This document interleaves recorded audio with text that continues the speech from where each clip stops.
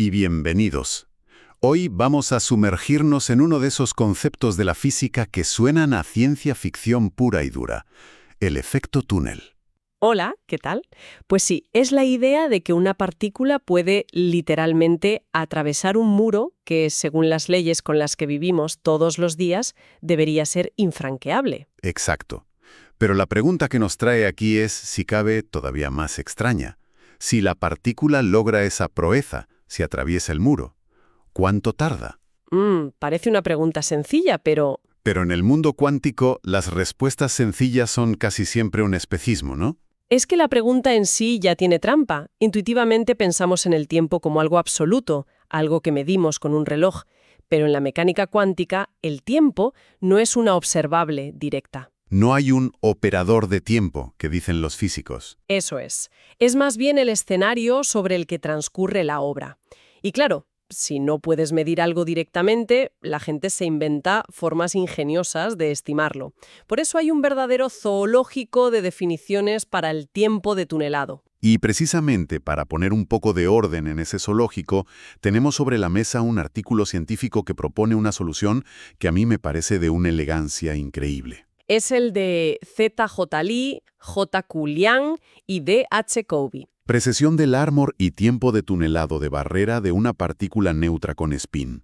Nuestra misión hoy es desentrañar cómo proponen usar el giro intrínseco de una partícula, su spin, como si fuera un cronómetro diminuto. Y sobre todo, prepararnos para la conclusión a la que llegan, que es de las que te dejan pensando un buen rato. Sí, esa posibilidad de un viaje que aparentemente es más rápido que la luz. Antes de meternos en ese cronómetro, que es la estrella de la función, creo que vale la pena entender a la competencia, por así decirlo. Claro, ver qué otras formas de medirlo había. Exacto. El propio artículo nos da un buen resumen. Por ejemplo, históricamente, uno de los primeros fue el tiempo de Wigner. ¿Y en qué consiste? Pues imagina que la partícula no es una bolita, sino un pulso, una onda, lo que llamamos un paquete de ondas.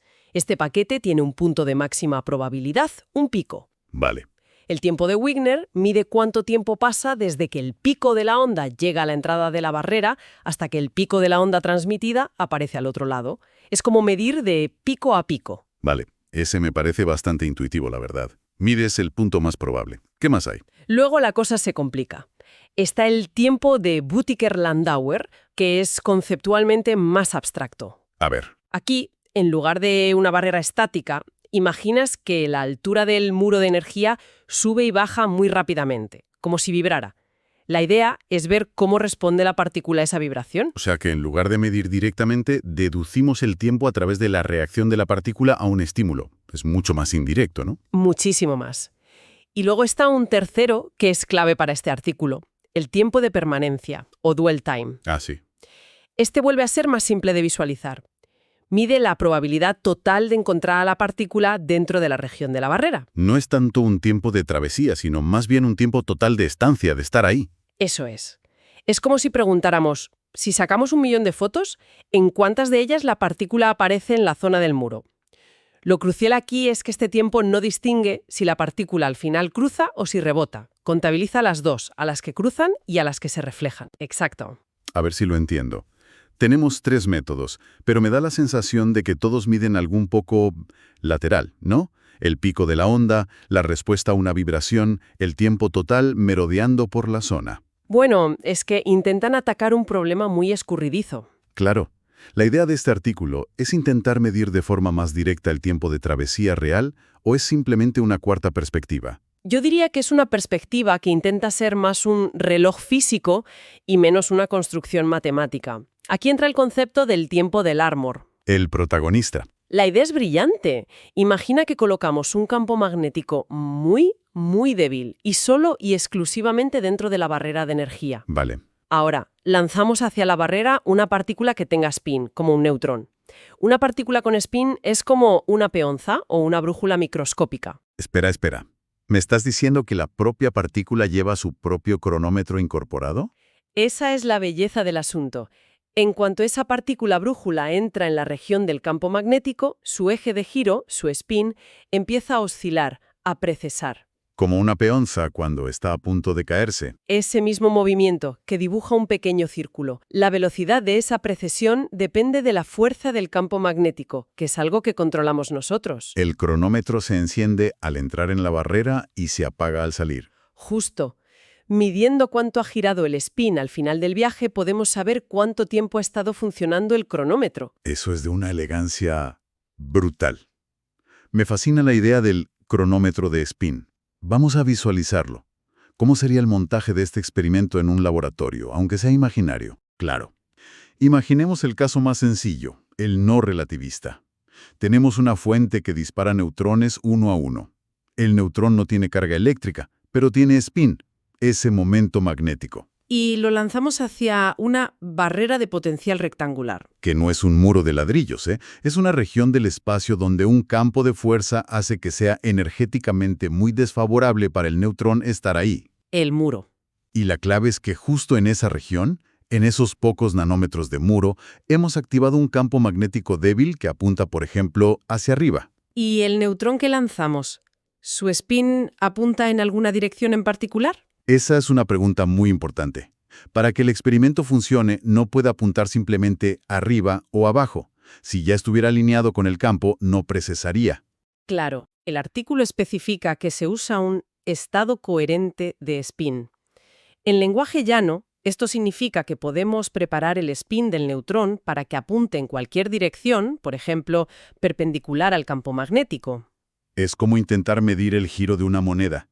Si solo te fijas en si es cara o cruz, no ves el movimiento. Necesitas poder verla de canto para apreciar la rotación. Es una analogía perfecta. Necesitas esa orientación inicial para poder medir un cambio. Entonces, tenemos al neutrón con su spin horizontal que se acerca a la barrera. Una parte de su onda será reflejada y otra, gracias al efecto túnel, atravesará la barrera. Nosotros ponemos un detector al otro lado que solo mide las partículas que han logrado pasar. Y lo que medimos es la nueva orientación de su spin. Que ya no estará perfectamente horizontal. Habrá girado un cierto ángulo, porque dentro de la barrera ha estado sintiendo el campo magnético. Y ahí está la clave. Si sé a qué velocidad gira la manecilla de un reloj y mido el ángulo que ha recorrido, puedo saber cuánto tiempo ha pasado. Exactamente. La velocidad de giro es la frecuencia del Armor que conocemos. Medimos el ángulo final de precesión, dividimos el ángulo por la frecuencia y, voilà, tenemos el tiempo del Armor. El tiempo que la partícula ha pasado dentro de la barrera. Y esto nos lleva al primer gran resultado del artículo, ¿no? Porque no se quedan solo en proponer el método, lo comparan. Aquí es donde la cosa se pone seria.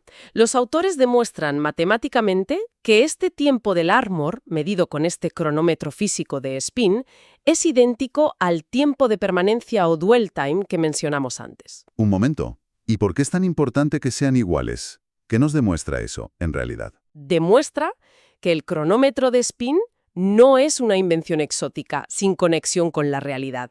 Le da una base física tremenda. El tiempo de permanencia era un concepto más estadístico, una probabilidad.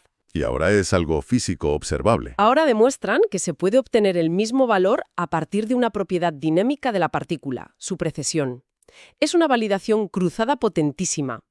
Le da un respaldo físico y experimental a ambas ideas. Entendido. Es como si dos detectives distintos, usando métodos completamente diferentes, llegaran al mismo sospechoso. Te da mucha más confianza en el resultado. Pero hasta ahora todo es teoría y consistencia. Vamos a los números, que es donde sé que la cosa se vuelve extraña. Y tanto que se vuelve extraña. El artículo hace una simulación numérica, con parámetros realistas. Un neutrón que incide sobre una barrera de 8 angstroms de ancho.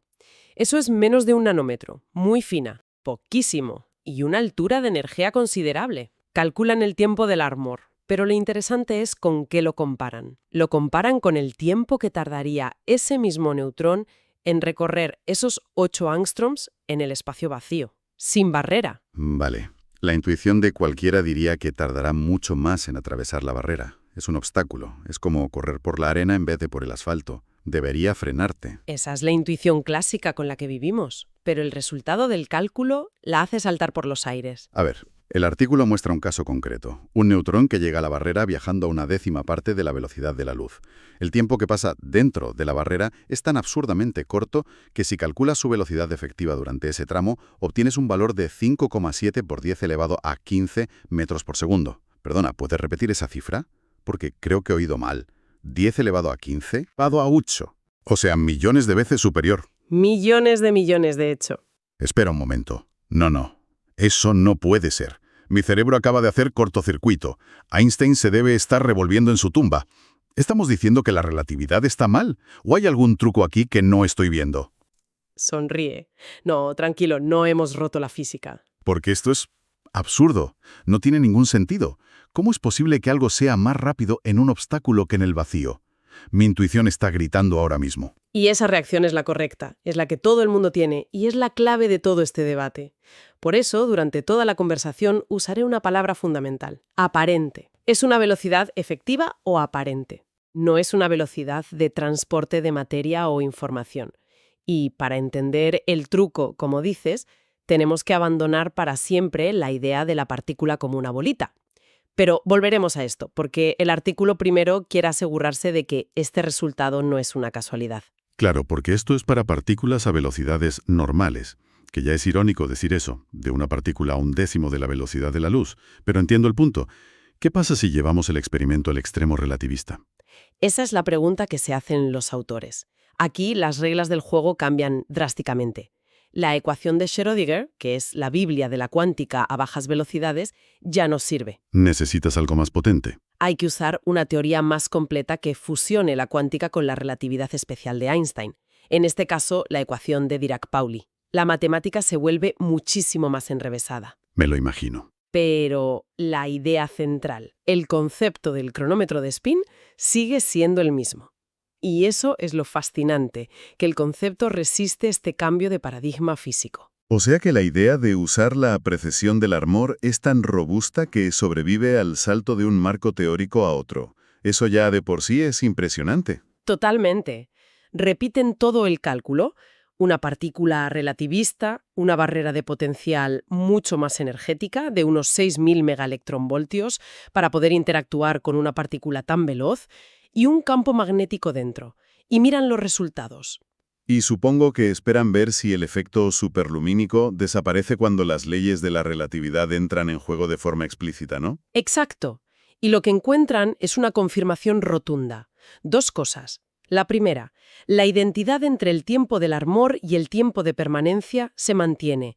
Siguen siendo exactamente iguales, incluso en el mundo relativista. Vale, eso es un resultado muy potente. Demuestra que la conexión no era casual. Nuestros dos detectives siguen llegando al mismo sospechoso, incluso cambiando de ciudad y de jurisdicción. La consistencia del modelo es a prueba de balas. ¿Y la segunda cosa que encuentran? Es que el fenómeno del tunelado superlumínico aparente no solo no desaparece, sino que se mantiene con la misma rotundidad. ¿En serio? El ejemplo numérico que dan es, si cabe, más extremo. Una partícula que llega a 2,9 por 10 elevado a 8 metros por segundo, prácticamente rozando la velocidad de la luz, tendría una velocidad efectiva dentro de la barrera de 6,4 por 10 elevado a 15 metros por segundo. La cifra es del mismo orden de magnitud astronómico. No fue una casualidad el primer cálculo. Es un patrón. Es sistemáticamente así de raro, ¿vale? Entonces vamos a recapitular para intentar procesar esto. Tenemos un artículo que valida un método muy ingenioso, usar el spin de una partícula como un cronómetro interno para medir cuánto tiempo pasa dentro de una barrera. Un método que además se demuestra que es equivalente a otra definición ya existente, el tiempo de permanencia, dándole una solidez enorme tanto a velocidades bajas como a velocidades cercanas a la de la luz. Pero esto nos deja de bruces contra el mismo muro, nunca mejor dicho. El resultado numérico es desconcertante. Una velocidad aparente millones de veces superior a la de la luz. Ya has insistido mucho en la palabra aparente. Ha llegado el momento de la verdad. Si no se viola la relatividad de Einstein, si no se puede enviar información al pasado, ¿Cómo demonios se explica este resultado? Aquí entramos en el terreno de la interpretación y es un debate que sigue abierto. Pero la explicación más aceptada tiene que ver con la remodelación del paquete de ondas. Volvemos a que no es la bolita. Nunca lo es. Es una onda de probabilidad. Esta onda es un pulso que tiene una parte delantera y una parte trasera. Cuando el frente de la onda choca con la barrera, la probabilidad de encontrar la partícula al otro lado no es cero instantáneamente. Hay una pequeña cola de la onda que penetra de forma evanescente. Vale, como que se filtra un poco. ¿Y qué ocurre entonces? Lo que puede suceder, y esto se conoce como efecto Hartmann, es que el pico del paquete de ondas se reforma al otro lado de la barrera a partir de la energía de esa cola evanescente que ya estaba allí. Ah, Es como si la parte delantera del paquete de ondas fuera sacrificada para reconstruir el pico principal mucho más adelante y mucho antes de lo esperado. O sea que el pico aparece al otro lado tan rápido que parece haber viajado a una velocidad superlumínica. Pero ninguna porción individual de la onda, ninguna parte de la partícula, ha superado realmente la velocidad de la luz. A ver si lo pillo. Es un poco como el efecto dominó. Si tienes una fila de 1 kilómetro de fichas de dominó, la última ficha puede caer solo un par de segundos después que la primera. Esa es una de las mejores analogías que se pueden usar. No es porque la primera ficha haya viajado 1 kilómetro en 2 segundos, sino porque la información del empujón se ha transmitido a través de la cadena. Exactamente. El fenómeno es de remodelación de la onda, no de transporte superlumínico. El artículo no zanja este debate, pero lo alimenta con una evidencia numérica sólida y consistente en dos regímenes físicos muy distintos, que es su gran aportación. Y nos deja con una idea para reflexionar que es verdaderamente profunda. Dispara. Si el pico de probabilidad de una partícula puede aparecer en un lugar antes de lo que la propia luz tardaría en recorrer esa distancia, ¿qué nos dice eso sobre nuestra concepción tan humana y tan lineal del espacio, del tiempo y de la causa y el efecto? Nos obliga a aceptar que a la escala más fundamental el universo no juega con las mismas reglas que nuestro mundo macroscópico. Y que preguntas aparentemente tan sencillas como ¿dónde está algo?